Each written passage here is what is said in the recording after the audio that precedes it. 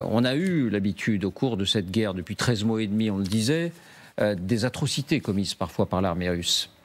Visiblement, on en ouvre un nouveau chapitre. Alors, je veux d'abord vous préciser une chose, je ne sais pas si vous le ferez, Fanny, et je le dis tout de suite, l'Ukraine souhaite qu'on voit ces images. L'Ukraine souhaite que ces images de décapitation soient montrées au monde entier, de façon plus ou moins altérée, mais souhaite qu'elles soient vues. Nous avons décidé de ne pas les montrer, parce que c'est trop insoutenable, même d'une façon, encore une fois, largement expurgée. Et pourtant, elles sont riches d'informations, mais vous allez nous les donner, Fanny. Donc, c'est cette petite mise au point que je voulais faire. On ne verra pas ces images parce que ça va trop loin. Parce que ça va trop loin et qu'elles sont vraiment choquantes. Que montrent-elles ? Que sait-on aujourd'hui de ce qui scandalise une grande partie du monde ? Vos indispensables, Fanny.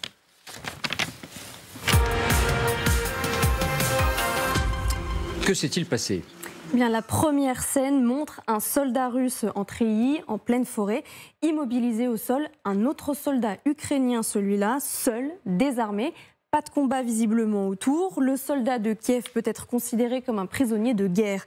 Et pourtant, méthodiquement, geste après geste, le Russe, qui lui est armé d'un couteau, lui coupe la tête devant la caméra d'un complice, sans doute un autre soldat russe. Qui sont-ils ? Des combattants de la milice Wagner, selon les comptes russes qui relaient ces images. L'Ukraine enquête dès à présent pour s'en assurer et pour identifier le soldat ukrainien tué.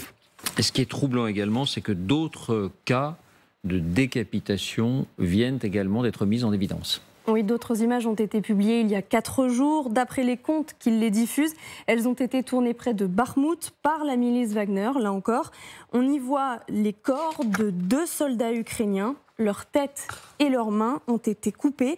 On ne sait pas précisément par qui ni dans quelles circonstances.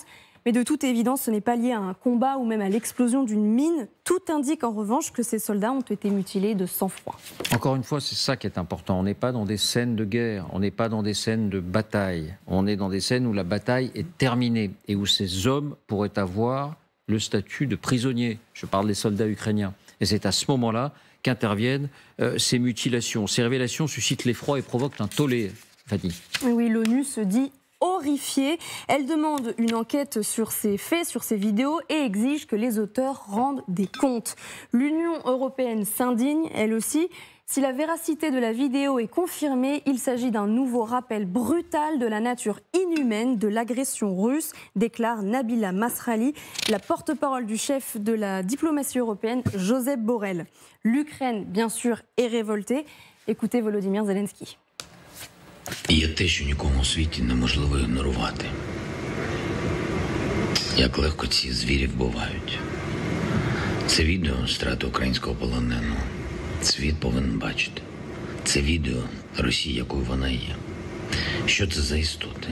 Для них немає людей. Син, брат, чоловік, чиясь дитина.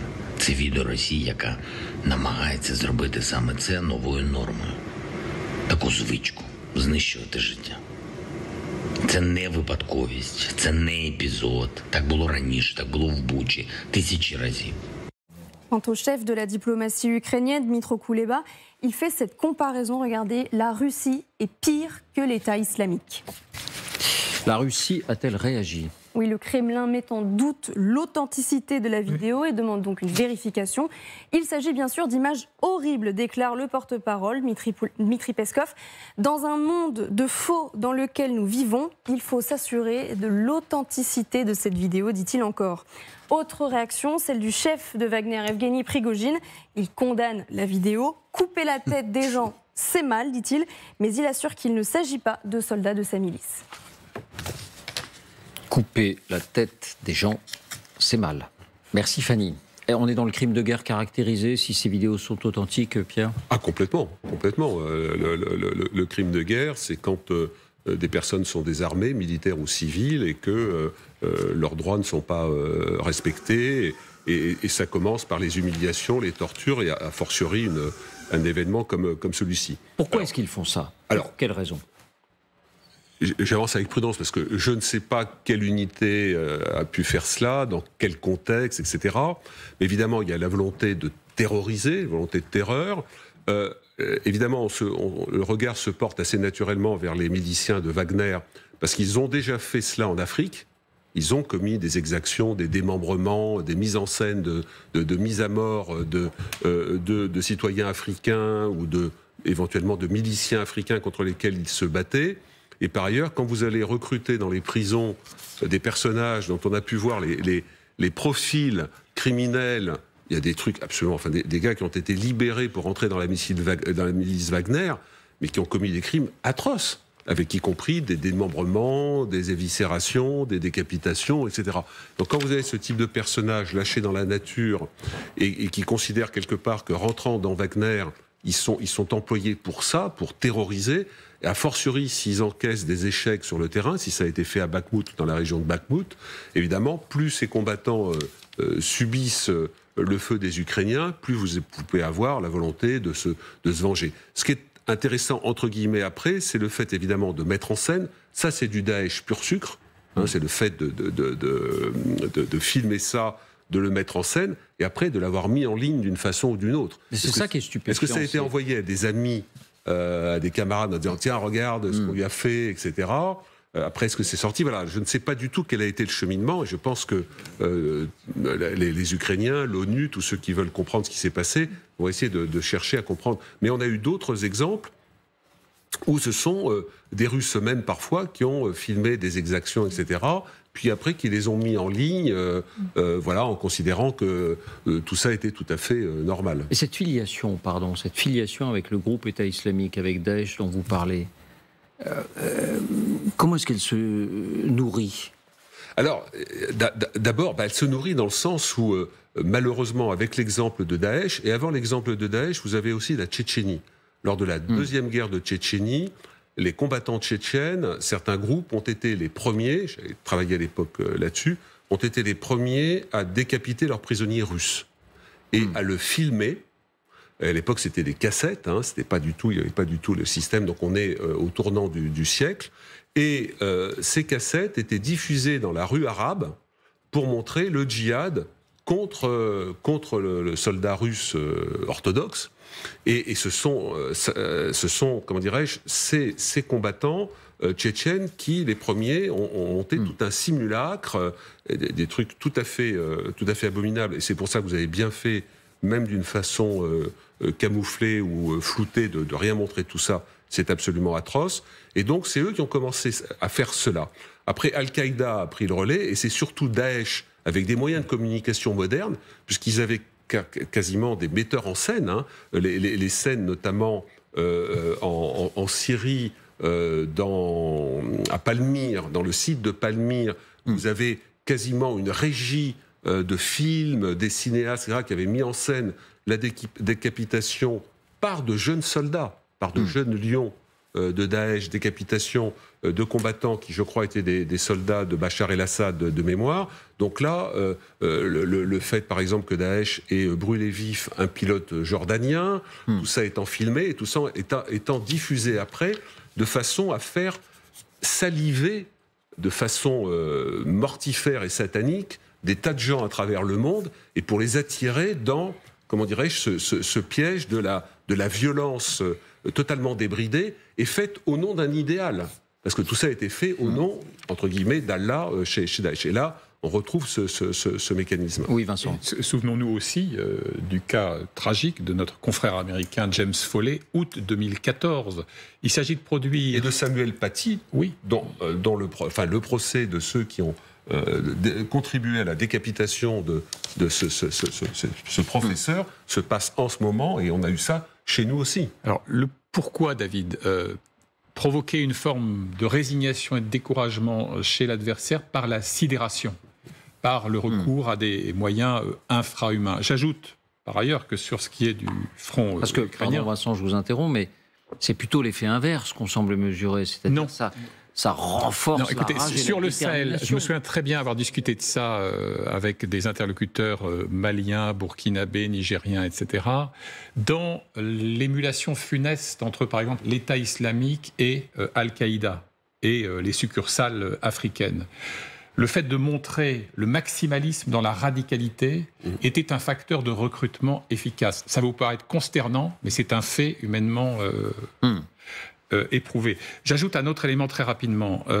La norme morale, elle est soluble dans l'alcool, c'est vrai, mais aussi dans le venin de la haine distillée. Qu'est-ce que vous pouvez attendre de l'armée d'un régime dont un des propagandistes dit, on est en avril 2022, il y a exactement un an, un invité a le malheur de dire, mais la dénazification, vous vous souvenez, c'était l'obsession de l'époque, la dénazification de l'Ukraine ne consiste pas à trancher des têtes. Je cite, c'est du verbatim. Ce à quoi un député, je vais citer son nom parce que s'il ne termine pas à la Cour pénale internationale de l'Haye, c'est à désespérer de notre humanité souffrante. Il s'appelle Alexei Jouraniov et il lui répond ceci, si la dénazification, ça passe par les balles ou la décapitation de l'ennemi. Et il est approuvé spectaculairement par Olga Skabeva, donc une animatrice qui est grosso modo l'alter ego de Vladimir Soloviev. Donc il ne parle pas au figuré, il parle au sens propre. Non, vous avez sur les mêmes chaînes un type qui, avec le sourire, dit « il faut noyer les enfants ukrainiens ». Mais ça, c'est constitutif d'un appel au crime de guerre. Donc qu'est-ce que vous pouvez espérer de soudards, dont certains sont des criminels multirécidivistes, rattrapés par Wagner, d'autres simplement des types paumés, qui ont en fait abdiqué tout sens moral. Bon, Jean-Claude. Ça se passe de commentaires parce que quand on est avocat, il est évident que c'est tout droit, c'est du crime de guerre. Et puis, ce sont des gens qui n'ont aucune notion, la notion du droit de la guerre. Parce que même dans la guerre, nous avons des règles, parce que nous sommes des êtres humains. Et précisément, ce type d'acte est interdit et prohibé. Et vous vous souvenez, tout à l'heure, on disait impréparation. Ça montre aussi à quel point c'est une armée impréparée, parce que si vous préparez, si vous avez une armée correctement qualifiée, préparée, etc., si vous êtes une grande puissance militaire, vos militaires savent qu'il y a une limite à ne pas franchir. Vos militaires savent qu'il y a un comportement en temps de guerre. Or, à l'évidence, nous n'en sommes pas là. Vincent a dit les milices Wagner. On disait milices Wagner, et c'est bien ce qui est à craindre, c'est qu'on est dans une échelle de valeurs qui est complètement décalée. Parce que quand Poutine disait qu'il y a les Occidentaux d'un côté et puis il y a les autres, oui, il y a aussi une question de valeur. Nous ne partageons pas, de ce point de vue, il y a un décalage de valeurs et on ne peut pas comprendre. Je pense qu'il ne faut même pas essayer de comprendre ce qui se passe dans la tête d'un certain nombre. Mais quand vous dites valeurs, vous parlez de l'armée russe ou vous parlez de la Russie ? De l'armée russe, de valeurs morales. Vous voyez ce que je veux dire ? On est toujours entre ces deux idées. On ne parle pas de la société russe. Là, je parle de ce que l'on enseigne à ces militaires, aller recruter Wagner et prendre effectivement ces gens qui sont qui sont emprisonnés, dont on sait ce que ça a donné au Rwanda et ailleurs. Ça vous montre bien tout le décalage qu'il y a entre les deux appréhensions de la gouvernance de nos régimes respectifs. Sylvie, une réflexion ? Oui, je veux juste rappeler une chose, c'est que le président de ce pays est probablement chef des forces armées russes et est poursuivi devant la Cour pénale internationale pour crime de guerre. Et pour quelque chose de précis, qui est la déportation d'enfants ukrainiens. 15-16 000 enfants ukrainiens ont été enlevés et emmenés en Russie et placés soit dans des orphelinats, soit dans des familles. Voilà, donc après que son armée se comporte n'importe comment, ça n'a plus rien d'étonnant. Vous vous souvenez aussi de cette vidéo d'un soldat ukrainien qui a été exécuté, enfin qui a reçu une balle dans la tête parce qu'il disait gloire à l'Ukraine. Voilà, et c'est aussi une vidéo qu'on a fait circuler. Mitraillé de sang-froid. Mitraillé de sang-froid également. Donc ce sont des exactions absolument horribles qui ne sont plus vraiment étonnantes. Juste une chose sur cette vidéo, il y a des arbres, il y a une végétation presque estivale. Et donc je pense qu'on est en train d'essayer de voir d'où elle vient, etc. Je ne sais pas si on arrivera à l'établir, mais ça montrerait que l'objectif est bien d'intimider, de terroriser en réalité la population ukrainienne et les hommes mobilisables en Ukraine aussi. Vous voulez dire parce que, en fait, on se demande clairement si elle a été prise dans une région la plus au sud de ce front ukrainien ou des régions occupées ukrainiennes, ou bien carrément l'été dernier, et qu'elle ressort aujourd'hui. L'été 2022 avance la plupart des membres de l'entourage de Zelensky. Vous remarquerez qu'il y a effectivement 2 séquences, une récente, qui est d'ailleurs imputée à Wagner, d'où la réaction extrêmement prompte de Prigojine, c'est pas nous, et l'autre, vraisemblablement, qui date de l'été ou de l'automne dernier, avec ces 2 soldats, après, semble-t-il, que leur véhicule ait été anéanti par une mine. J'observe à propos des crimes de guerre, au passage, que la relative prudence de Peskov, le porte-parole du Kremlin, d'habitude on est dans le déni bête et brutal. Là, il faut vérifier l'authenticité. N'oublions pas qu'une des possibilités, c'est de pouvoir imputer les crimes de guerre, ou l'essentiel en tout cas, de ces horreurs, à Wagner le moment venu. Donc je pense qu'il y a aussi quelque chose d'un billard à 3 bandes qui se joue là dans la coulisse. C'est vrai, mais en droit, l'autorité politique est responsable. Évidemment. Voilà, Évidemment. donc ça, je ne suis pas certain que ça fonctionne.